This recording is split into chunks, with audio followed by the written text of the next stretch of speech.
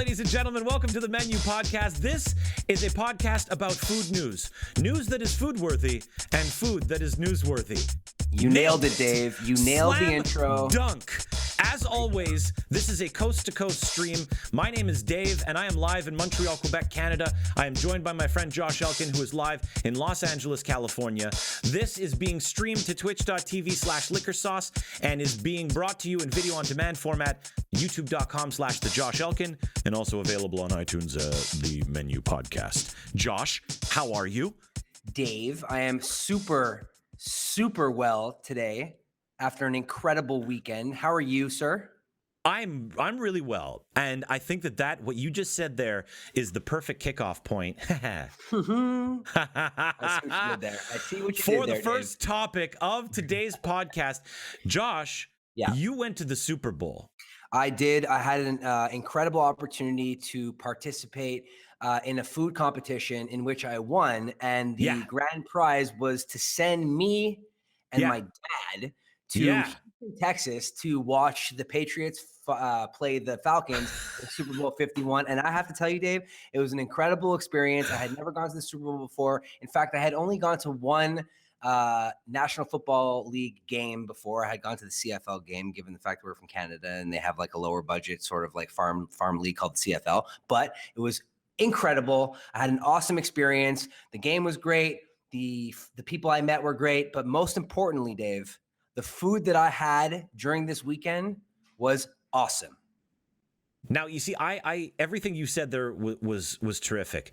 But given the fact that I am not necessarily a huge football fan, nor do I really follow it, for me, one of the most important parts about the Super Bowl is the food experience. I would have a tough time ignoring the fact, in the case of the Super Bowl that you just saw, I would have a very difficult time ignoring the fact that I was witnessing history, that I was witnessing not only the greatest comeback in Super Bowl history, but also the first overtime in Super Bowl history. That's a double whammy on history right there. And you know how much I love history, Josh. But I would be almost entirely too caught up in the food world that's going on there, because if you're anybody, if you know anything about football, you know that it's synonymous with good eating. Sunday football, Sunday afternoon football, tailgating. You eat like a pig, you drink like a monster, you have fun with your friends. Yeah, tailgating, drinking, just partying and having a good old time surrounded around the entire festivities of what is the Super Bowl. And I have to tell you, it did not disappoint. So as much as I want you to run us through how you did like with the football experience, let's save that for another time. What I really want to, let's get down to brass tacks. I didn't play in the Super Bowl. Okay. I thought that's what the competition was for. Wait, you weren't in a football competition? What I'd really like you to do is I'd really like you to run us through some of your food experiences, because I watched your Snapchats, I watched your Instagrams and your Facebook posts and all these things, but I feel like it doesn't do it justice until I hear you describe them. Yeah, it was awesome. I mean, I got to try some exclusive things that they were debuting at the Super Bowl, because let's face it, if you're going to test a crowd of people who love food, the Super Bowl pregame party is probably a good place to do that, right? Oh yeah. All right, so this is exactly what happened. You mean like people as guinea pigs for the food? Like if you're gonna break out a new product, a new recipe, a new menu item, if you're a restaurant, you're gonna break it out at the Super Bowl. That's the time to do it, right? I mean, it would be the smartest move. You have like a crazy demographic of people from all walks of life, from all over the world that come see. They're there ready to eat. They're eager to eat. They're drinking, which means their taste buds are enhanced. And they're also like a little wasted, which makes them a little hungry for sure. Yeah, and probably really easily influenced in like trying to sway how they feel about the food. But nevertheless, I mean, it was an awesome experience. So you're almost your test kitchen that you got. You were a guinea pig. Take us through what they tested on you. What products did they test on you? So we saw some really crazy stuff, like Cheetos popcorn. Okay. Oh God, I saw the pic. Yeah, the Cheetos popcorn picture was Describe it. awesome. Take us through it. Take us through it slowly. Here's the deal with the Cheetos popcorn. They were literally making it on the spot. It was a really cool thing. They had a tumbler there. Do you know what a tumbler is? Have you ever heard of a tumbler? In the Christopher Nolan Batman series, it's the Batmobile, and it's meant to, you could go jump off roofs of buildings and go. Yes, that is what a Batman tumbler is. But in this case, so they put popcorn inside the Batmobile. They put popcorn in the Batmobile and shook it up. Way to go, Dave! You did it. Oh, sorry, I don't know anything about food. Popcorn Batman tumblers, really cool. Like model. It's really kit. good. It's really way too much work, though. Way too much effort. Oh, yeah. So you mean one of those, like, it's the tray that heats up and the popcorn? It's like a big circular reservoir where they do it for candy, they do it for popcorn, and you put let's say in this case, popcorn in the tumbler. It's like a bingo. You know the bingo thing? Okay, yeah. What are they applying heat with? So they put the popcorn bare inside the tumbler, and then they proceed to roll it and put cheese in it so that it has an even distribution of the Cheetos cheese flavor. Like, I'm sorry. Back up. The popcorn is popped. Oh yeah. It's ready to go. Okay. I'm sorry. I thought the tumbler played a role in popping said corn. No. The tumbler is solely to dress whatever you're putting on your popcorn, but they also do it for candy. That makes a lot more sense. Yes. Sugars and sugar and candy coating and coloring and etc. Got it. So they put the popcorn in the tumbler. They proceeded to roll the tumbler so that the popcorn goes around in circles and circles, and then they put the Cheeto flavor on the popcorn. Now, I saw this from a distance, and as I was walking up to it and scoped it out further, I realized they don't put dry cheese on the popcorn, which is strange, right? Because, Cheetos have that, like when you eat Cheetos with your fingers, you end up getting like that dry, the crust. Cheddar, the crust all over your fingers. Yeah. No, Dave. In this situation, they had a big milk bag, what looked like a milk bag filled with orange liquid cheese, and they put it all over the popcorn in the tumbler, and within like 10 seconds every single popped corn had an even distribution of Cheeto cheese on it. And that wouldn't completely rub off on your fingers. It didn't rub off on my fingers. It was awesome. It was delicious. Almost like if you were to have a caramel corn, the way the caramel coats the kernel and doesn't stick to your fingers. I mean, it still makes your fingers a little greasy. A little gooey. I mean, find me a snack that doesn't make any good snack is going to make your fingers a little bit greasy. But the caramel doesn't come off in a crusty format sticking to your fingers. So they kind of gave you the Cheetos experience without the worst side effect of the Cheeto, the worst byproduct of the Cheeto, which is that cheese crust on your fingertips underneath your fingernails. I think underneath the fingernails is definitely bad, but getting it on your fingers, like, you lick it off, and then you get this like surprise. Whoops, like a 2 millimeter layer of it's like a 5 centimeter layer of cheese gunk on your fingertips. Don't pretend you don't like. You have to like scrape. You need like almost like a cheese slicer to fully get it off. Yeah. But I feel like that's great because, the Cheetos, while yes, it's a nice treat at the end of a snack of Cheetos, it still comes as a bit of a surprise 3 days later when it dislodges from underneath your fingernail and you're like, oh, there's those Cheetos I had 3 days ago. That's always been, it's the same thing for Doritos. It's the same thing with a lot of chips. It's one of the things that gets me about those products is the aftermath 2-3 days later when it hits you again. It's like, hey, remember me? Yeah, we were friends 3 days ago. Well, I'm back, still sleeping in your guest room, and I haven't packed up and gone home yet. Guest room meaning underneath your fingernails. But it's interesting you bring that up because when you have a cup of coffee or like a swig of whiskey or something, and then you smell like that. You smell like the coffee. Same thing with Cheetos. Like you get Cheeto breath. Yeah. Same type of thing. I found that I just on a personal note, I found that Cheeto breath does not last nearly as long as Dorito breath. Good call. Dorito could be upwards of a week.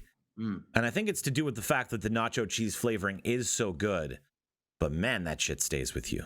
Yeah, which is a great segue into my next exciting food item that I saw at the Super Bowl. Hit me. Loaded Cool Ranch Dorito. Can we just take in for a second how like it was such an intense thing? I saw it on your Instagram. It looked incredible. It's such an intense thing with such an elaborate title that even though you had it and you posted it to social media, you still had to like stop, look at the written name of it and be like, what was it again? Oh yeah, that's what it was. I love that you could see me doing that. Yes, there is a list of things in front of me. I saw you like zone into it like, is that what I had? Because so I realized when I wrote it in our notes here. Yes, we have notes, people. We prepare for this podcast. We're smart. It's loaded Cool Ranch Dorito, and I wrote Dorito Ranch loaded. So cool Ranch loaded. And Dorito. you know, anything that has cool and loaded in the title, yeah, you know it's going to be good. Right? Yeah, absolutely. If the product is labeled as cool, you know it has to be cool, kids. Let that be a lesson to you. If you want to be popular in high school, you want all the other kids to like you, you get food that has cool in the name of it. That's it. You know, you're good to go. You know people are going to want to trade their snack pack for your cool Ranch Dorito. Yeah, exactly. Right? Am I right? Exactly. Yeah. So it may be a little awkward if you show up with Cool Whip. But anyways, sorry, continue. No, not cool. Yeah, Cool Whip would be a little weird. Yeah, you're a little weird. You're a little creepy. That's taking it to a place. You come with like a big tub of Cool Whip and a spoon. Or I'm thinking the aerosol can, and you're just spraying it into your mouth in the cafeteria. You are cool if you bring that. You know you're cool. Yeah, you definitely mean it. I don't know if you're cool. You definitely mean it. And shit. Yeah, you're passionate about what you're doing. Yeah. So explain this Dorito to us. Okay, so the loaded Cool Ranch Dorito is a deep fried, cheese stuffed, Cool Ranch coated Dorito chip. So it's a triangle chip stuffed with liquid cheese, deep fried. And it's not normal Doritos. This is the Cool Ranch Doritos, which, as you may or may not know, comes in the blue package. Yes. Right? So it's a little lighter on color. Uh-huh. A lot tangier. You know what I mean? It has like that ranch a lot flavor. Tangier. Yeah, absolutely. It doesn't utilize the nacho cheese base, which all the other, like whether you're bold this, spicy that, jalapeno over here, even the guacamole one, I think it's just food coloring nacho cheese. It's all the Doritos nacho cheese base. Cool Ranch is in a league of its own. It's much tangier. There's much more lemony flavor. Yeah, I completely agree with you. I'm personally like I'm about the sweet heat Doritos. You know the sweet chili heat. Those are great. Those are fantastic. Those are my favorite ones. Yeah. But I had never tried this loaded chip. So I went there. It came in a really cool package. You got two chips per package. Oh, so this wasn't necessarily like this wasn't like a Doritos stand that somebody was making like these Doritos items there for you. This was prepackaged? This was no. Doritos was there making these for people, hanging them up. Okay, like I said, this is Doritos. The Doritos loaded Cool Ranch chip was right next to the. Okay, you didn't get like a bag that you had to pop open and you like a bag of chips and you pulled these out. No. This was like listen, this was made on the spot. Oh, yeah, that's this is cool. hot fire. This is made to order. They come in like a little. You know what it comes in? Like a little cardboard apple pie box, but with Doritos inside of it. And all the Doritos branding on the outside of it. Of course. Smart. Very smart. Okay, delicious. Continue. It was really delicious. The cheese How they make the cheese was more queso rather than like an actual melted cheese. It was a queso on the inside. Let me tell you something, little guilty pleasure of mine that I've almost always been embarrassed to admit. I could probably eat an entire bag of nacho cheese Doritos or any other variety of nacho cheese Dorito and an entire jar of queso. I don't think you should be embarrassed about that. Probably even in one sitting. No, it's the one sitting part that's embarrassing. Like if you saw how hard I could go in on this, like I'm thinking about it right now, and it's been way too long. And I might end up finding myself in a really dark spot in a couple of days, just here's the question. Covered in cheese. Here's the question. Is it a family-sized bag and a family-sized container? Yeah, it is. Yeah, it is. The more, the merrier. And you're so doomed. Oh, my goodness. So it's that kind of cheese inside. Super smart. I like that. It's good because you don't have to worry about whether or not it's going to melt. As you know, when you put a brick inside something, you need to like finagle it in order to get it melted. But when you're using like a liquid cheese, it's already there, good to go. Right? Yeah. So that was really interesting. So hang on. So what was it? What was the vessel? It was a Dorito chip vessel that the cheese was put inside? No, it was almost like they froze queso in tortilla shape, like a tortilla triangle, and then Okay. they dredged it in crushed up Cool Ranch Doritos. That's what Okay. as best I can describe it. And it didn't leak out? How did it not, how did the cheese not leak? Hey, this is Doritos, okay? They're No, professionals. I would never doubt Doritos. I would never doubt Doritos. No, I'm more just wondering how they did it.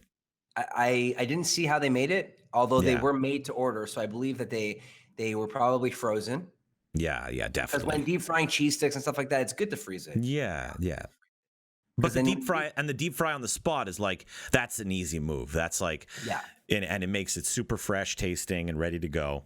The craziest thing about the experience of the Cheeto popcorn and the Dorito loaded chip was that it was part of this whole Pepsi Spire campaign where they're unraveling new products, and they were handing out all this stuff for free, and people didn't know about it. So the lineup Really? wasn't even that crazy. I went in and then I had it, and then I went back for seconds, and no one Wait, like knew the sorry, difference. maybe I should have asked this question before. Was this at the Super Bowl itself? Yes, general admission. Like outside the Super Bowl, there was a bunch of concessions before you go into the stadium for like Oh, tailgating, okay. quote unquote. And they were Oh, just doing okay. this like So this was like pregame shit. This yeah, wasn't like you're at your seats and you're going to spend $1,000 on food and beverage inside the Super Bowl. This was Doritos getting their names out there, not trying to sell chips. yeah, that was a Well, whole ultimately trying to sell chips, but not on the spot. right. They're trying to, like I said, they're trying to use the Super Bowl crowd as sort of like guinea pigs. Right. And when the people are in the stadium, like they don't care about anything but the game, so they're No. not going to get like a true review of what these are. Now, this was Right. I thought it was a great idea. I thought it was a great idea. They really Yeah. nailed it. You know, people Yeah, are that's there. smart. It was hours before the game. Not only that, but outside of this little truck where they were serving everything, there were charging stations for your phone. And if there's one Ooh. commodity at the Super Bowl or probably Ooh. any like, public event, charging stations are how you get people to stay at your thing. Yeah, The only way. I mean, everybody's phones are going dead these days. Yeah, for sure. Not a single one of these companies can make a good cell phone battery anymore. Heck no.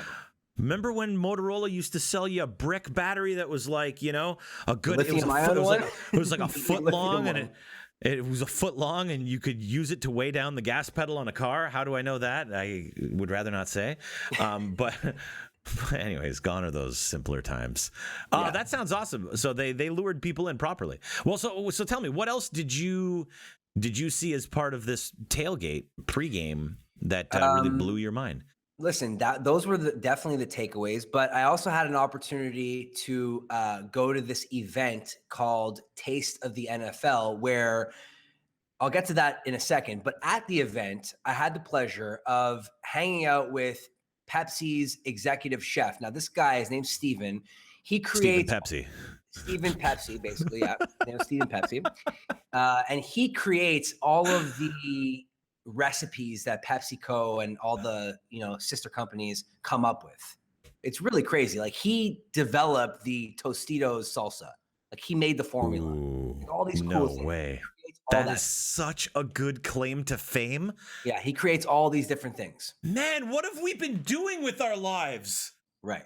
So at that event, he's like, Josh, like I have this really cool idea. Do you want to come see what I'm going to make? I'm going to make like a cool little cocktail for you using Pepsi. And I'm like, okay, like what? You're going to give me like a Pepsi and rum or a Pepsi and whiskey or something like that? He basically told me to shut up. And then he brought out the liquid nitrogen and made a Pepsi float using the liquid nitrogen. It was like instant ice cream using Pepsi. Incredible. What, like Pepsi ice cream? Like Pepsi I would love Pepsi ice cream. Dave, here's the best part. Total side note, just one of my favorite things ever when I was a kid was Soda Delicious because it tasted so much like all the good sodas that I loved. I love soda so much. I love things that are made to taste like soda so much. So please continue. Here's the thing. You were about to say here's the best part. Here's the best part. He didn't actually use the carbonated soda. He used the syrup that Oh, comes with a fountain. oh man, that's so smart. So, and so instead of like pumping it into water and the carbonation, he pumps it into the liquid nitro. Is that a real way to say? I think that's a real No, way to what say he it. did is he put it in a CO2 cartridge, charged it, then put it into liquid nitrogen, because when you charge it with CO2, it becomes like a cream. Okay. So he did Oh, like okay. the Pepsi syrup, A Pepsi mousse. the Pepsi syrup with heavy cream, charged with CO2, sprayed into like a ball in the liquid nitrogen, which then made it ice cream. Holy shit. Yeah, it was like a science experiment gone awesome. Oh, Steven Pepsi, I need this man in my life. Yeah, he nailed it. It was awesome. It was really, really delicious. This may be a stupid question now. Never. How much did it taste like Pepsi? A lot. How much Like did it a taste lot. like ice cream? It tasted like a root beer, like a Pepsi float, Yeah. basically. Yeah. Without the drink, like without the carbonation. So you're just eating these Just like the float. just the float. It was like really airy, super light ice cream. That's so Pepsi sick. flavor. Yeah, it was awesome. I brought my Again, dad, and he was blown away. So that's a good sign. And like, yeah, he's been probably drinking Pepsi his whole life. So like, it's This guy's when never you get had it, liquid. when He's you never get had it- anything liquid nitrogen. This guy. Yeah, exactly. So when you throw him a curveball like that, that's the kind of shit that breaks your dad. Not your dad, all dads. Yeah, any dad. A dad. Any dad. Will be broken by that. That's fantastic. Fuck. Yeah. So like- so this was all part of this event that we were at, which was the night before the Super Bowl, and it was called Taste the NFL. Now I was explaining this to you before. It was a really, really cool event. Basically, each team has a chef from the respective city and an ex-NFL alumni representing that team. So you would go around sick. from booth to booth, and they would have the chef making something specific to that city. For that city. Oh, that's so cool. Yeah. So for example, New England had like a bunch of shellfish there. Plus they had an NFL alumni from the Patriots signing autographs, giving out Being food. like, real deal, this is authentic. Come Real come deal, get this. Holyfield. Come get this Patriots swag while you still can. Yeah. So that was honestly the That's takeaway of the weekend. Like, case. yeah, the Super Bowl was incredible, and that's like a whole other experience. Yeah, right there. that's awesome. So that's crazy because, as I had mentioned before, I'm not the biggest football fan. I'm not the biggest NFL fan. CFL or NFL, just not really my jam. But I respect it, and I respect people's love and passion for the sport. I respect that it's an incredibly impressive sport, and that it's something that is unbelievably physically demanding, and that those that are great at it are very impressive human beings. For sure. That being said, the food aspect is what I get behind. When it comes to watching football, when it comes to the Super Bowl, I've watched every single Super Bowl for the past at least 20 years uninterrupted, primarily because of the treats and the drinks.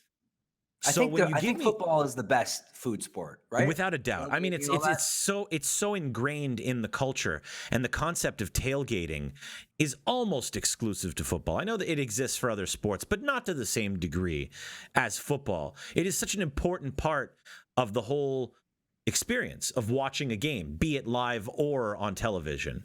Yeah. Definitely. So that's the part that I can rally behind. And now, if you're going to tell me that they're going to show me the specific dishes or food that is exclusive to a team's city, now there's a reason that I can support a team. Because as of right now, I don't think I've ever stopped and thought like, what's my favorite NFL team? Even if I was to try and think about it, I don't think I'd be hard pressed to find one. But if you could go ahead, Josh, and let me know some of the best foods from those cities, well, now I may find myself having a favorite NFL team, and I didn't even know it. There was a bunch of takeaways from that experience, and I think for me as a foodie, I use that word sparingly, but for me Hi, as a name's guy Josh, that's I'm a been like foodie. watching the Food Network my whole life and been on the Food Network my whole whatever, life, all that sort of thing. There was a bunch of chef faces that I recognized. So I was with my dad, and he was seeing all these like ex-NFL alumni running through his childhood, be like, oh my God, there's what's his name from the Eagles from 1970 something. And I'm like, oh my God, there's Chef. Don't you see? I know that chef. He's amazing. That was the takeaway for me, which was a really, really cool thing to go through.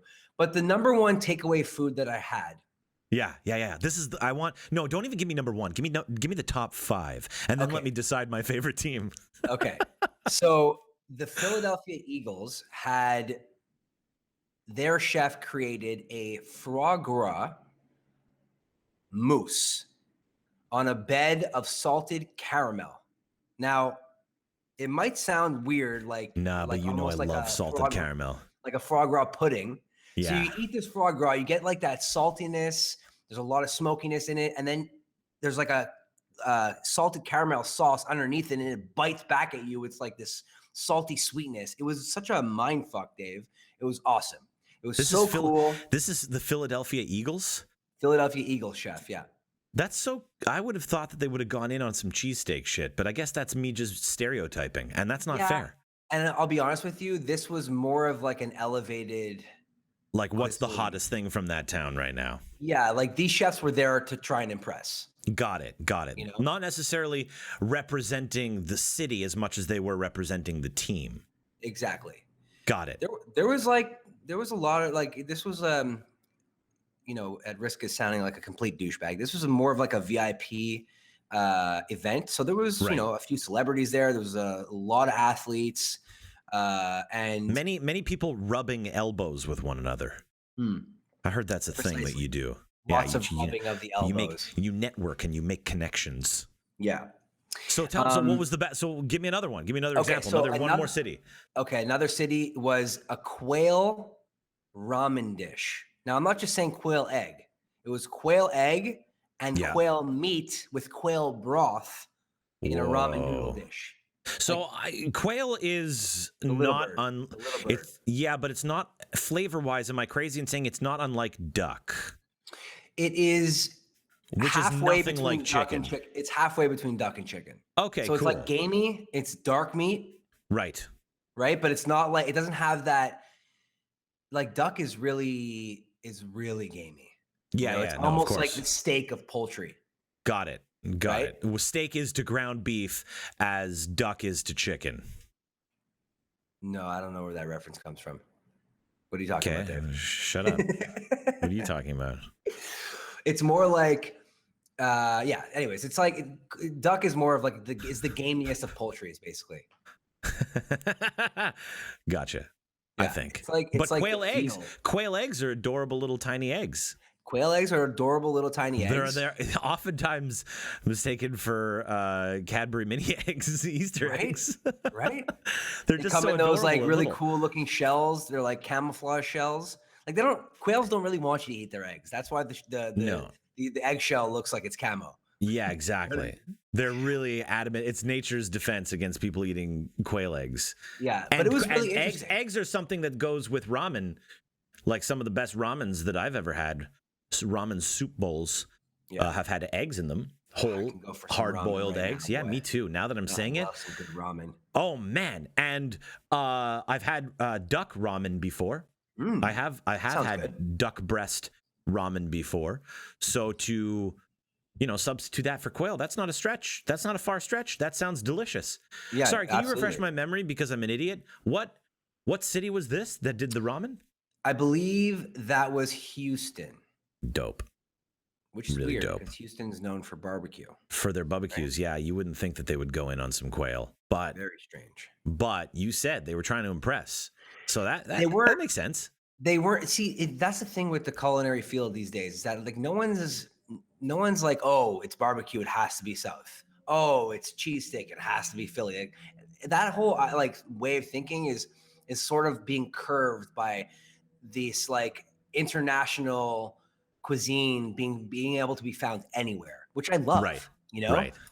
For example, the Denver host and the Denver chef was making fish sliders. Okay, so there's no fish in Denver. No, there's no fish. They don't even have them there. No, there's fish don't exist. I think if you were to search all of Denver, it's mountains. They don't have fish in the mountains. There ain't no fish there. There's not a single fish there. All fish. A lot of cattle. All Denver, all Colorado fish are all imported. Right. Little known fact. Very true. None of them are born in the oceans of Colorado. However, this fish slider, Dave. I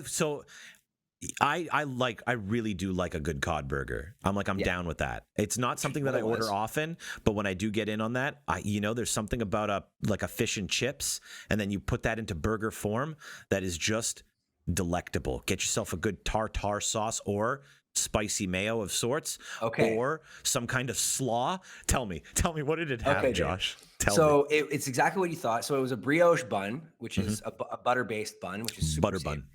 Butter bun. And then it was a lightly breaded cod fillet, but it was on top of like this arugula slaw, which, as you know, arugula is super bitter, but it was slawed out so that it was like soury. And then they had this avocado cream mayo, which they put on top. It was like God, some lime. Damn it. Here's the kicker. They put raw peanuts in it as well. What? Yeah, so you got this like really throwing interesting. Me off. I know. I thought I was going to be thrown off too. It was the best bite of the entire experience. Really? Fish burger with peanuts on it. Who would have thought? Because I would think that you already have the crispiness of the battered fish. You have the crunch of the slaw. Do you really need the crunch of a peanut? But that being said, I have had certain Asian salads that are slaw based that do have nuts in them. So that actually, now that I think about it, isn't such a far stretch. And an avocado mayo is just, it was more of a sauce than a mayo. It was like a sauce, but it had mayo in it. I don't know. It's hard to explain. Let's stop this podcast now. I want to go have fish burgers. So hungry right now. I'm starving. But that sounds amazing. But I will also say that I think for myself so far, I would still put Houston in the lead with the quail ramen. That sounds so good. Give me one more. Give me one more that really took your pants, swung them around their head, and tossed them into the crowd as the crowd went wild because they had your pants. There was I thought it was a Jamaican patty.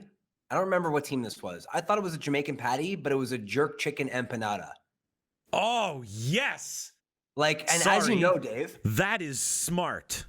A Jamaican patty has like flaky crust, like a flaky cumin crust, right? Yeah. So it's like almost like a savory Pop-Tart.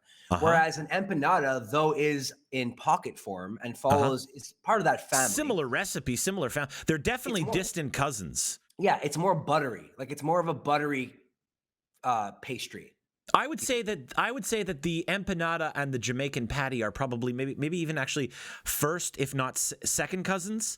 Yeah. Whereas maybe even half brother and sisters. But then I was going to say father or mother. The pizza pocket is probably like, third cousin twice removed. Yeah, like they're related through the calzone. Yeah, we just did that. Yeah. Okay, I'm following you. All right, so empanada. Oh, okay. So it was a jerk incestuous. Chicken empanada. It's kissing cousins. The jerk chicken, the Jamaican patty, and the empanada got down and dirty and made themselves a little baby. Yeah, exactly. And it was like some like queso fresco on top of it, and then a chimichurri underneath it. So it was on a bed of chimichurri. Yeah, stop. You can stop right there. We know. Top. Oh, so good. Can you wrap it, please? Yeah, I want it so badly. You were almost going there. You were like, bed of chimichurri, put a bit of queso on top. Of parsley. Make sure that you chop it. Shout out to my chimichurri remix. Yes, that sounds awesome. So it's not just the handheld jerk empanada. It was a full. It was a full dish. Take a bite. Look inside. Ooh, that looks pretty good. Dip it on the chimichurri. Take another bite. Ooh, that's a lot better. It was by the way, just so you know, because there was 30 something like stations, everything was like 2 biters. Right. So I was able They wanted you to do the rounds quickly and not be a disgusting. Plus, you were also eating Doritos and Cheetos popcorn, and you were having liquid nitrogen Pepsi. This was a good base. Oh, okay, great. And sorry, that last one, that empanada, that was which city again? I don't remember which city it was, to be honest with you. Maybe San Diego. No, they don't have a team San, anymore. Shots fired. San Diego. Oh my God. I can't believe it's too soon. You're not allowed. It's too soon. Sorry, Chargers fans. San Diego fans. And listen, that all sounds awesome, but I think for me, the one that takes the cake is probably the ramen because it's likely the most unique. It was super unique. I mean, there was a couple others, like there was a short rib move, but it was like, I've had short rib. I've never had quail ramen before. Right, you know? Right. Neither have I. Super good. That's great. Yeah, it was awesome. So moving right along. That's all of the pregame to the game. That's like part of the weekend. That's like the pre-Super Bowl Sunday. So now you roll through. You're at the game. All right. So now you're at the game. You're starting to watch football. Yeah. It's been a whole weekend experience, and you're geared up for your 16 minutes of ball in play. So here's the situation. What do you eat? Right. So I'm at the actual stadium. Now, stadium food is pretty common. Like everyone's got popcorn, everyone's got, nachos, pizza, whatever it is. But I was really curious to see what kind of concession, how they're going to elevate their concessions at the Houston Arena, which was very impressive, by the way. And I wasn't disappointed. I saw really cool things at these concession stands. Number one, something I've never seen at a sporting event. There was Kung Pao chicken rice bowls. Like, what? We're in Houston. That's not a thing you'd expect to see. Bowls. Yeah. I wouldn't expect to see that. No, well, not just in Houston, because I mean, I feel like these things travel, but not at the Super Bowl. Yeah. When you think of the Super Bowl, typically you think it's synonymous with chicken wings, burgers, hot dogs, fried chicken, nachos, French fries, pizza. Those are Sunday football snacks. Yeah. You don't think Kung Pao chicken and rice bowl. No, you don't. And I have to say, Dave, it looked really good. I didn't have it. I was too busy stuffing my face with other stuff. But this is at a concession stand there. Good for them. So it shows that they're trying to expand beyond what is, stereotypically the football foods. And I like that. That's cool. That's interesting. Yeah, that's globalization. That's the internet. We have the internet to thank for that. Yeah, because otherwise Kung Pao chicken rice bowl never would have made its way to Houston. It never exist at the Super Bowl. Get out of here. So what else did they? What else? Here's the takeaway. This is something that I found very interesting, and tell me what you think of this. Yeah, okay, they had a regular hot dog, but they gave you options. You could either have a regular 6-inch hot dog, or if you felt crazy, you can have a foot-long hot dog. That's cool. Yeah, rounding it off for people. Maybe I don't want a foot-long hot dog. Maybe I want a small hot dog, and I want something else. I'm gonna go full-size hot dog, or I'm gonna go punk bitch edition. Yeah, exactly. Which, by the way, I did. I went to punk bitch edition. I got the small one. But there's a reason. At least there's two. Actually, I think it's such an easy explanation. You're a punk bitch. Yes. No, I'm kidding. It's that you didn't want to. Punk bitchness here. Dave, if there's anything I'm good at, it's eating hot dogs. You know that. Come on. That's what I was gonna say. Love a good hot dog. Because you were trying to save space for the billions of things that you had to eat. It was your job to eat that weekend. So exactly. I understand. I get that. Right. So I got the small hot dog, and here's a cool thing that I found at their ketchup and mustard stand, which is never just ketchup and mustard anymore. Right. There was ketchup, mustard, mayonnaise, all in like the pump action bottle situation there. You know what I'm talking about. Then they had chopped onions, relish, and jalapenos. Yeah. Which is my favorite thing. Don't they do at a ketchup station? Don't they do that at the Costco's in LA? They do that. I feel like they have. I feel like that's the only place that I've seen them. And I remember thinking this is a game changer. Because personally, on a hot dog, I'm about ketchup, and I'm about slaw. And sometimes I'll put a mustard, depending on what kind of mustard it is. I know most people are adamant on having mustard. I know it's very important to them. I get it. It's very Chicago of you. It's very, very Chicago of them. But adding a jalapeno only adds. There's nothing wrong with a jalapeno under any circumstances on a hot dog. Yeah, not at all. I am very my preference leans always towards jalapenos. Yeah, or definitely. or in Montreal, for example, they do banana peppers. Right, which is similar, just a little less, as well. Little less spicy. Yeah, a lot more Just a tang, a little lot less spice. More tang, less picante. So that was pretty cool. I definitely loaded it up with some jellies, and then I got real sloppy. Then I asked for the loaded nachos, which was typical nachos, covered in the wettest chili I've ever seen. Real wet chili. See, that's a problem. Nachos are already such a sloppy thing. Oh, I also put liquid cheese on it, followed by sour cream. So it was like, oh, I'm sorry. At this point, you're an asshole. I forgot. Yeah, at this point, I knew it was all over. I knew that not only was I going to at least spill once on my pants, which I did. I knew it was going to be disgusting, but I was there. I'm at the Super Bowl. When am I going to? Yeah, no, you go in. I'm going all in, or I'm doing nothing. So absolutely. I loaded, and then I also loaded that up with jollies as well. By the way. But I mean, that's amazing. But I feel like that's just a little bit too sloppy. How could you make fork and knife nachos? Hell no. Fingers in one hand. Oh. Fingers to pick up in one hand. Fistful of napkins in the other.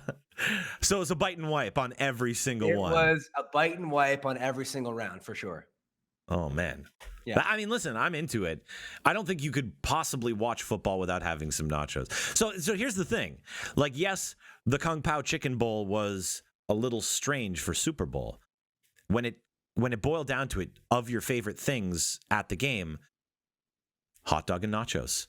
You can always count on those classics to hold it down, be it on an average Super Bowl on any given Sunday. Look at you. Look at you, Dave. With your football references. That's the only one I got. You can just count on the nachos, the dogs, the burgers, the pizzas, the wings, the classics. They're never going to let you down. They're always going to be there for you when you're watching your sports. It's not. I was going to say it's not even exclusive to football. No, every stadium. Well, also every sport.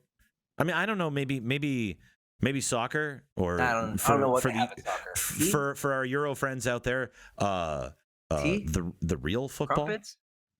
What do you serve? What do you serve at a football game in Euro? I feel like fish and chips and a lot of tea. I think you're just being racist.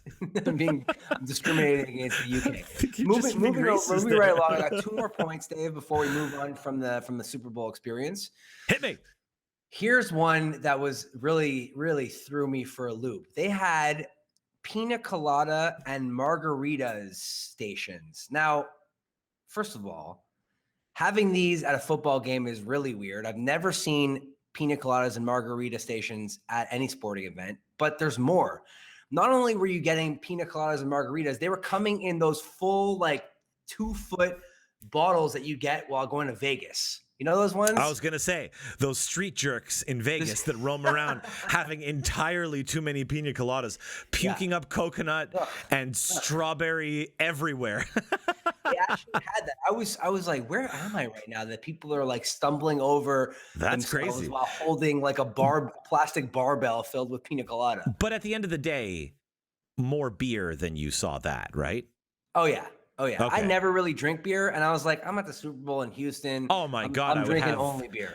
I would have 16 to 23 beers responsibly, but I'd have that many for sure. You're at the Super Bowl. You have to. Definitely. But that's pretty cool. So I guess they're just trying to accommodate the people that don't drink beer, which I'm happy to hear was a minority.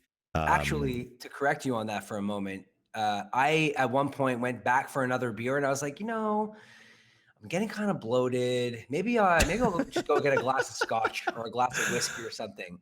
And I went to the bar, and the lineup was longer than the beer lineup. Now, I don't know if there was less liquor concessions, and that's probably why. Probably. That has to be it. Or people were wasted enough that they're like, yeah, we're going in now. Let's rally. Give me the whiskey. It's the only way I could come back and survive, man. Yeah. And then I was like, I'm not waiting this line. And I turned around and got more beer. So, Josh, it sounds like you had an incredible Super Bowl experience. I'm envious of your experience. I'm glad that you killed it. I'm glad that you won that competition. Yeah, it was really awesome. Like a real hero. You know it. And also just shout out to the Tastemade Snapchat that you held down. Some excellent snaps. Some of the best content, in my opinion. Shout out to Tastemade and Pepsi for giving me the opportunity to take my dad. Yeah. Who never in his life, nor did I think that he would go to the Super Bowl. So not only it was cool for me, but it was cooler for my dad. So and you got to give him like a full VIP experience. You got to try so many cool things. Yeah. Also proved to him that, hey, Dad, I actually have a job. This is what I do. Dad, you remember all those times you told me to stop yelling at the internet and to go do something real with my life? Well, guess what, Dad? Here's a loaded Cool Ranch Dorito chip. Oh yeah, and he was happy. All the stuff that he was eating and consuming, he would never be able to do back at home with my mom there. So, outstanding. Shout out to the Pops for getting his taste buds to live vicariously living through his taste buds. Hell yeah, you know it. Next topic. Because we actually have to start moving through these things. I know we got really hopped up on. The Super Bowl here. Yeah. I don't know if we're gonna finish them all today, but maybe that'll be a lesson to us for the first time ever. That's cool. That's cool. Okay, so here's the thing. This is a thing that I found very interesting. This is the question that we really should be asking: is how long is it safe to freeze food for? Now, I've always been of the impression that freezers make food immortal. Turns out that's not so true. Not so false either, though. It can maintain it. It can maintain the food. You can eat the food years after it's been frozen. But what will happen, according to foodsafety.gov, are they real? I don't even know. Is that a real thing? What if it's not even real? Yeah, if you have .gov, you're legit. I don't care what you're trying to push on me. After a certain point in time, the food stops being as flavorful and the textures break down, which is really crazy to me because, like, I'm just, scanning through the list here. They say that ground beef, turkey, veal, pork, and lamb, they need to be used within 3 to 4 months of being frozen. I am embarrassed to say that I have had ground beef and chicken breasts that are over a year in the freezer. Which, just to correct it again, Dave. It's not bad. It's not unhealthy. It's not bad. It's just going to taste a lot worse. Like what it says, it says that it breaks down and the flavor releases. So though it's safe to eat, it's not going to taste or feel like it once would. Which still immortal. By the way, before we move forward with this, doesn't that make you curious to think? Excuse me. Doesn't that make you curious to pique your curiosity to cryogenically freezing a human? Like, yeah, they're still going to be human, but they're going to be like a fraction of what they once were. Totally doable. Yeah, you can do it. You can freeze yourself, but you're going to be you freeze yourself until they cure whatever obscure disease they have that you have. Sorry, in the future, like 200 years from now, we'll thaw you out and we'll bring you back to life. But you're going to be like 1/8 as smart. You're also probably going to be 1/8 as strong. Right.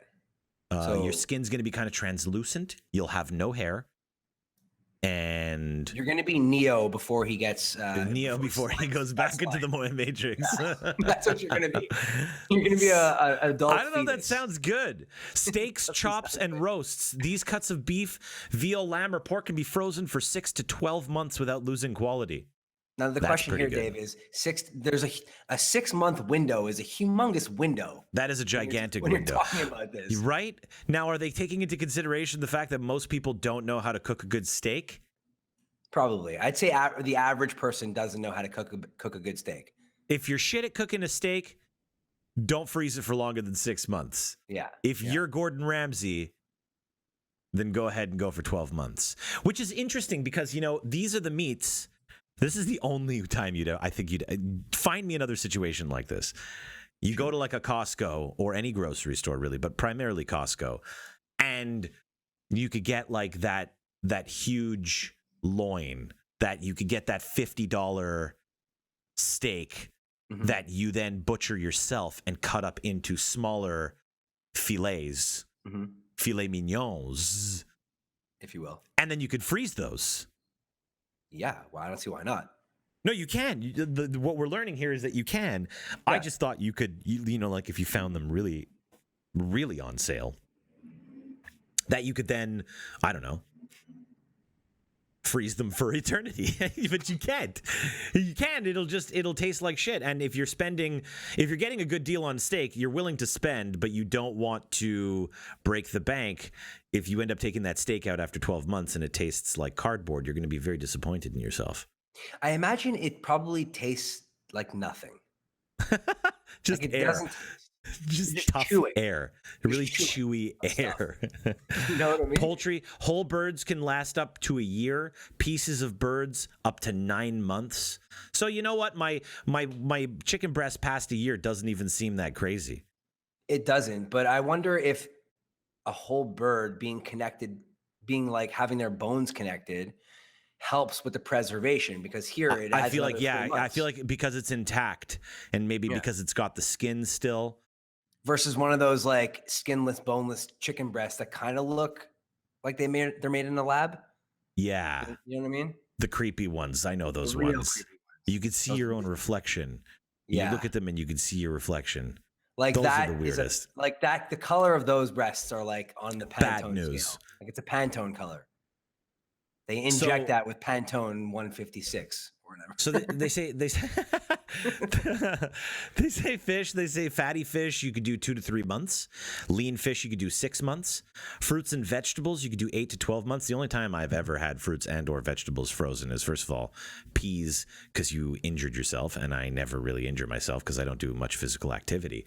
So I've never needed the bag of peas. Or fruits if my wife is looking to make herself a smoothie, which she likes to do from time to time.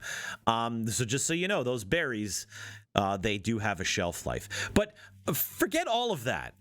Oh, I mean, and then they go on to talk about what is freezer burn. Freezer burn is when all the water molecules from the food leave the food because they've been frozen for so long, and they gather at the coldest parts of the freezer or of the item that you have frozen. So really, I think the bottom line is you could still just scrape away the freezer burn if you're willing to deal with the locks, the loss Which is what of you food do. quality. Which is what you do with ice cream, right? It ultimately, that's where it comes down to. It's once there's the freezer burn, the liquid within the meat or the product will have escaped with a lot of your flavor. And because it is the moisture of the piece of meat, a lot of the texture as well. It's gone after that. I do it with ice cream all the time. I'm not willing to throw it in the garbage. And sometimes when I want ice cream and I don't feel like going out, I'm going to have me some ice cream. So I'll just cut away that there freezer burn. But the flip side to that is that that it's not, the ice cream is never going to be as good as it could be. No. It's like more of like ice than it is flavored ice. But so what does this mean for things that have been sitting in my freezer for way longer than a year? I've got a box of pizza pockets that have been in there for longer than a year for sure. I mean, you've maybe even had a TV dinner of one point or another. And that's not, a TV dinner isn't even just, it's not just a piece of meat or even just vegetable. Oftentimes there's maybe a bread item in there. There could even be a gravy of sorts or some kind of sauce. Yep. A vegetable, usually peas. So maybe at that mashed point, potatoes. At that point, why aren't people going more nuts on freezing things? Well, see, there's so many things that people won't freeze. We were talking about that. Like if you have a full meal, like a TV dinner or even a pizza that possess every one of these categories, like maybe it's a fish TV dinner that has vegetables and a dessert. And if a fish can only last for 4 months and a vegetable can only last for 9 months and the dessert can only last for 5 months, like, are we averaging it out? So like this TV dinner can last for 6 months and it's all good. And then, right. Like, what do we do there? Right? That's a great question. Yeah. I want to freeze an entire pizza and it's a meat lover's pizza. And I have cheese, bread, meat, and vegetables on it. How long is this thing going to last? How long is it lasting? That's a really interesting question. And it makes me think that I just in general should be freezing more stuff for longer. I feel like I need a big sub-zero freezer, excuse me. And I think what I need to do is like, why aren't I spending an afternoon making 20 pizzas? and freezing all them. of them. And then never needing to buy a Delicio or Dr. Oetkers ever again. Why would I ever have to do that? Why can't I just make Freeze my for own life. and freeze them? I should be doing that. Why don't I freeze burgers? Sometimes I have burgers left over. Why don't I throw those in the freezer? Mm-hmm. Should I? These are all really good questions, Dave. The question is, the answer is that it's still immortal. Yeah. The food will last. It just may lose taste and texture. It's just not going to be what it once was. Okay, here's what we're going to do. I'm going to make a pizza. You're going to make a pizza. We're going to freeze them for 6 months and 1 year, respectively. I'll go for the 1 year. And let's revisit this in 6 months. Okay, I'm gonna and see how your pizza is. And then in 1 year from today, or whenever I make the pizza, we'll test that pizza and see, and we'll compare. And we'll remember, we'll know. We need one arbitrary person to test both pizzas. We need an arbitrary person to test both pizzas. Now that I think about it, actually, it's not a good test like that. We both need to make 2 pizzas, and we need a control pizza. We need to take... What's going on? We both need to make a 6-month pizza, and we both need to make a 1 year pizza. And then we need to get like 1 Dr. Oetker, and we... Sorry, 2 Dr. Oetkers. We need to have 1 Dr. Oetker last for 6 months, 1 Dr. Oetker last for 1 year, and then we compare pizza fresh on the day versus 6 months versus 1 year. I like it a lot. And then we'll know if pizza is immortal. I think pizza is immortal. My money is on you can always just tap with a knife or scrape away the icicles, and you'll be good to go. I mean, you've been doing it for years with ice cream. I've been doing it for years. Cool. Well, I'm happy to know about that. Listen, it's a good lesson to know. I definitely didn't know the longevity of a frozen item. No. I didn't even know that some items could freeze longer than others. So yeah. That's what you get with the Menu Podcast. Sometimes we talk about stupid things. Speaking of stupid things, yes. You know what? Now that I think about it, I don't even really want to talk about this.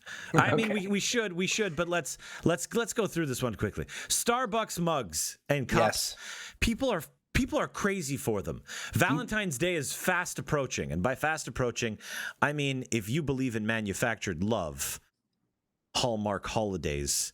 You've got under 1 week to go buy all the chocolates, all the cards, all the flowers for that special person in your life. Otherwise, they'll have no way to know that you care about them.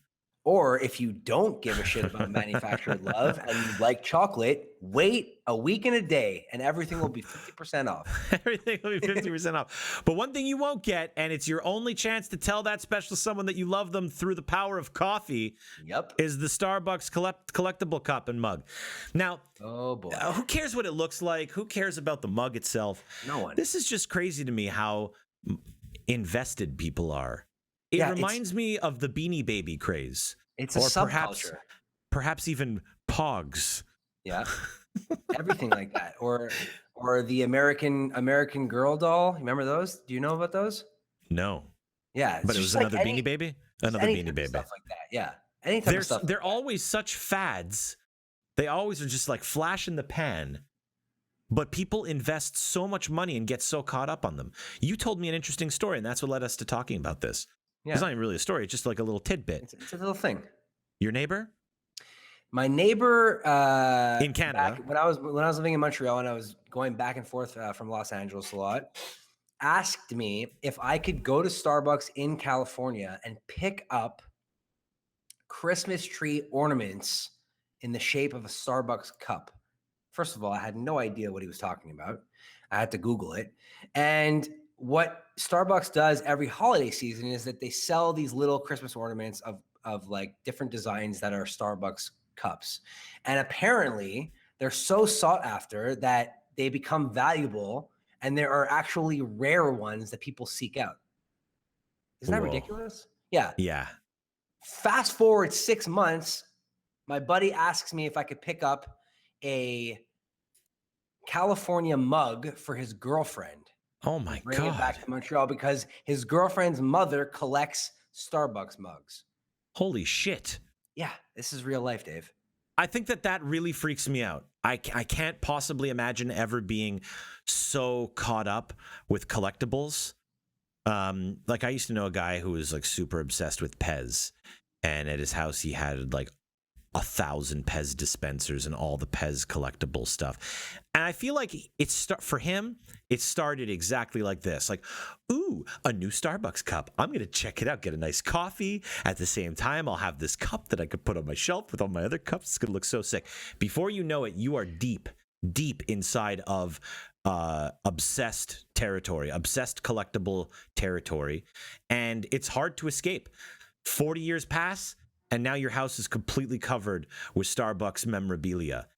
It's just such a deep end that I don't want to dive into. Who even wants that? Like, do these things appreciate in value? Is like the California Cup going to be worth more money in like 4 years when there's a new California Cup? What's the deal with that? Beanie Babies proved it. People spent hundreds of thousands of dollars on it, and in the end, they went bankrupt, and they got zero return because nobody gave a shit about Beanie Babies. Yeah, in the like end. that one multicolored Beanie Baby that was made out of velvet was worth. Nobody cared. Now it's $1. Nobody cared. Useless. Well, Starbucks, you know what? With your cups, keep them. Yeah, keep them. I mean, unless they're going to be super valuable, then you should sell them. But they're not. They're not. Here's the argument. We could debate this until we're blue in the face. Not either one of us taking one side or the other. It doesn't matter. I think that history has shown that these things don't pan out. It's literally just a marketing ploy for them to sell more coffee. You should never buy a coffee for anything else other than the coffee. We're passionate enough about coffee, Josh, that we could say that, right? Yeah, don't disrespect the coffee. You respect the bean. Respect the process. Always respect the bean. The mug is always secondary to the bean and the process. Yes, sir. Okay. I feel good about that topic. Yeah, we wrapped that up nicely.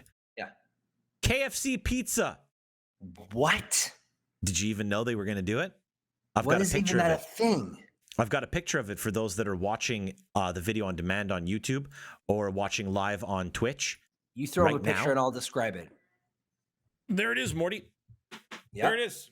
Yep. So what we're looking at here is basically a flattened circular piece of fried chicken, which by the way, looks really delicious on its own. So you got the Colonel's recipe for fried chicken in a circular patty, like a pizza dough. And it is topped with marinara sauce, traditional pizza, as well as mozzarella cheese. And I believe there's also, this is a Hawaiian version. So there's pineapple and ham covered on top with what looks to be more nacho cheese. So I don't know if this is, again, if I'm embarrassing myself by saying so. I know there's a lot of people that feel very particular about this topic. Pizza, I think it's fair to say, or it's important to say, regardless of how you feel about this pizza in particular, pizza toppings are a very personal experience or personal taste. It's a very, you can't mess with somebody's preferences. You can't try and convince people that one topping is good or one topping is bad. I know one sicko, a very good friend of mine, who loves putting peanut butter on his cheese pizza. That's disgusting. That is You would think so. Disgusting. You would think so, but he swears by it.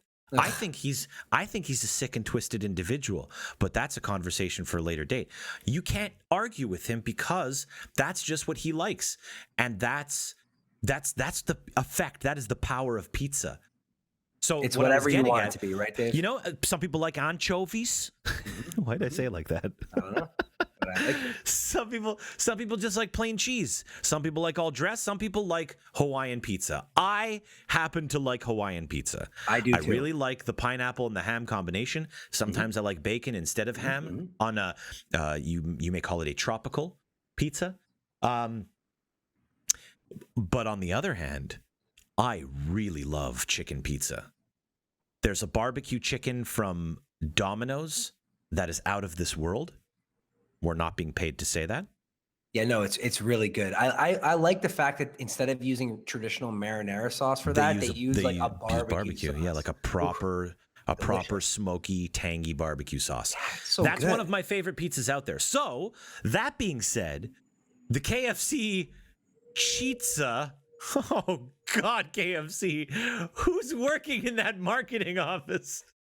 Actually, you know what? That's actually brilliant because I'm going to laugh at Chizza for a long time. I know. This is a beautiful thing. It looks pretty cool. And I feel like it's, aside from the breading on the chicken, it's, dare I say, kind of low in carbs, if that's your thing. Oh, no, I guess not. The pineapple's chock full of sugar, so I guess that doesn't really count. Beyond that, this example is hits you with some double cheese. Like they put regular mozzarella on it, but then they cover it in KFC nacho cheese sauce, which, by the way, I've never had before. Don't even know. I was going to say that could probably go. Like, I don't know what kind of cheese sauce that is. I've never had it. I can't say whether it's good or bad, but I just feel like based on the ingredients that I'm looking at here, which is, again, breaded chicken, marinara, cheese, ham, pineapple, and then this extra cheese. I think the extra cheese can go. I think it's excessive. You already are blowing people's minds by taking a full chicken breast, flattening it out, or maybe even 2 chicken breasts, flattening them out and turning them into pizza dough. I think that's just brilliant. I'm happy to see KFC step into the pizza game because they've stepped into other games that I've really enjoyed. You know, they step in Canada, they step into the poutine game, and I kind of like how scummy a KFC poutine is. You know, it's got a certain charm being so scummy. Yeah, it's like the scummiest. But I just use that as an example. Sometimes the scummiest things are the most delicious. Exactly. I'm interested in this. I would try this without a doubt. And they're referencing the naked chicken chalupa that we talked about in a previous episode. That a lot of our listeners out there tried and snapped me pictures of, and they said that they really loved it. And I've been seeing a lot of great reviews about it. It looks amazing. It looks amazing. All the videos I've seen of people eating it looks amazing. Looks like they're thoroughly enjoying their naked chicken chalupa. If Taco Bell and KFC they're one, right? They're best friends? Yes, they are conjoined twins. They are conjoined twins. So if they nailed it or knocked it out of the park so hard with that naked chicken chalupa, I'm confident in the chizza. I'm not gonna lie, I kind of want to try and create this on R&Delicious. Absolutely, you should do that, dude. Great move, no? That will look so good on Instagram. This isn't even a proper Instagram photo. This is like KFC fake marketing mock-up. So you make this for real, dude? Don't just cancel that extra cheese sauce. Nobody needs more cheese. In fact, I am partial to cheese on top of ingredients, so I think absolutely that's here. That's good. That's real good. Because the ham is always a little like soggy. Pepperoni out on top of the cheese versus underneath. You get the pepperoni much crispier, and that's really nice. But for ham, it doesn't really matter. And pineapple, you don't need it to be crispy. So I think that you're onto something. Does it say anything here about what other? So right now, they say that it's available in pepperoni as well. In Singapore only. So it says this is a Singapore thing. Like, as we know, the Asian fast food market is far superior than America. Oh, no, it's been making its way for a couple of years. It started in the Philippines in 2015, then to India. Now it's in Singapore. Yeah. So it's the KFC cheese sauce that rests atop its gooey throne. I didn't even know they had a cheese sauce. I think that could probably go, in my opinion. Yeah, but I agree. I wonder, so you could do, Hawaiian seems to be the default. You could do pepperoni. I wonder what else you could do. If you probably do just plain cheese. I mean, let's think about what goes with fried chicken, really. Maybe I'll put some pulled pork on there. I don't know. I was going to say just about everything. Yeah, everything. Pulled pork would go really well on there. Oh man, there's so many things. I got to wrap my head around this, but I want to do it. Yeah, I would do the barbecue chicken KFC chizza. Right, barbecue sauce, onions, bacon, red onions, that's bacon. I'm doing it. That's going to be so good. That's your favorite go-to pizza. Delicious. Man, am I hungry now? Shut up. Okay, well that's great. I'm fully into that. That looks tremendous. Way to go, KFC. Super excited. Last thing on the docket This is it. Hey, This is where it all we did it. You know, comes I knew we together, were going to guys. do it because the other ones I knew were going to be short topics, and the Super Bowl was going to be the real one. But this we close it. We bring it all home with this. That's it. This is something that Dave and I do at the end of each menu podcast episode, and this is called the dumb food item of the day or the week. Dumb food item of the day. I like of the day because we like to talk about dumb food items even when we're not recording podcasts. So it's just of this day. Catch us on outside, I guess. No, catch us on Snapchats at David Huff, at Mookie Guapson, and you can see dumb food items of every day. Yep. Some days we take off, but for the most part you can get it. But anyways, this food item, Josh, please tell us what we're looking at here. This is now picture eating sushi and you have a little ramekin or a little bowl where you put your soy sauce, and it's deep enough and wide enough where you could dip each sushi into it, providing each bite with some soy sauce. Now, this is a Star Wars soy sauce dish collection. This is so stupid. Now, I like it because of the look, but yeah, it's a cool thing in concept. Like, you love sushi, you love Star Wars. Why not combine the two and make a Star Wars dish? It's not that simple. So right here, we're looking at 4 different dishes, and each is a head. The first head is Darth Vader. The second head is a stormtrooper. The third head is C-3PO, and the fourth head is R2-D2. The problem with these dishes is that there's grooves in each one that is detailing what each head has, and it looks like it would prevent you from actually having any sort of reservoir to dip anything into. It's actually impossible. It also it seems like they filled it with just the right amount of soy sauce so that you could see the detail for the characters, like the facial features of these characters.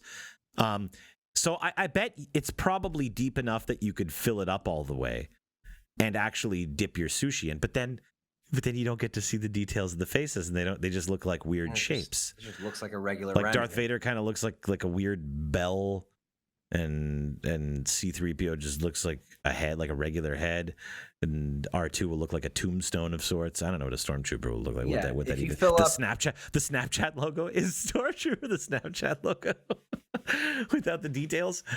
But yeah, it's so true. If you fill up a Darth Vader head, and there's no grooves, it might as well be like one of those Pac-Man monsters. Yeah, kind of. It's all 4 of them are really cool looking, and it's a nice gimmick, but it's totally impractical unless you fill it all the way up. In which case, you're losing the effect that it's Star Wars, and you're paying for the brand you won't even get to really appreciate that brand. Yeah. So this definitely falls under a dumb food idea. Nice try, George Lucas. I know you were trying to break into the sushi game for a while now. Mm-hmm. But you're not gonna get me not this time, buddy. You know how they got me the first time? Yeah, lightsaber chopsticks. Which, by the way, if you scroll down, if you're watching this, they have an example of the sushi with the chopsticks next to it. Yeah. Talk about missed opportunity. Why didn't they just put their lightsaber? Talk about a missed opportunity. I don't know. Who's making these? Maybe that's the thing. Who cares? No, because maybe this is just like, here, check them out here. Let's go to the new tab. Yeah, I feel like this isn't real Star Wars. They don't own the license to this. Look at this bootleg site. I think I'm getting viruses right now. What, Rocket News? No, I clicked. It said click here to see them. It took me to Rowan Design. Don't even go. Rowan Design Japan. No, there's no way. Oh, it does. It has a little copyright trademark Lucasfilms. So maybe they got the license for it. That you're on, Dave? I don't even know if I would go there if I were you. I already took the chance. I'm lost. I'm in a weird place right now. Yeah, but now I can research. You want to join me? You want to join me here? Join me next week. This dumb weird place. So maybe it is real deal. Maybe it's not just bootleg. So then they did drop the ball and miss an opportunity to show off their chopsticks. Anyways, cute idea. I don't think it's very practical. Got to be honest with you. But I have to concur. Who am I to judge? You're Dave Huff. Well, I guess that brings an end to this episode of The Menu. A little bit of a quicker episode than normal, but we did want to test a slightly shorter one. Please leave us a comment and let us know if you like it shorter or longer. That is very, very true. Let us know what you think about the Menu podcast. Let us know what you think about the subjects and topics that we covered in this episode. We And like also, if you have any other subjects and topics that you want to hear us talk about, right? Totally, man. Totally. We'll shout you out in the podcast if you send us a good topic. Yeah, that's a great idea. Yeah. Yeah, man. As always, you could watch this podcast recorded live on twitch.tv/liquorsauce. The video will be uploaded to youtube.com/Thejoshelkin. And you can always tune in every single week on SoundCloud? That's a whole other site, Dave. SoundCloud or iTunes, where we upload it in strictly audio form, the way a podcast is meant to be enjoyed. Indeed. Thank you guys so much for listening and or watching. I'm Dave Huff. This is Thejoshelkin with me saying so long for this time, and we'll catch you in the next one.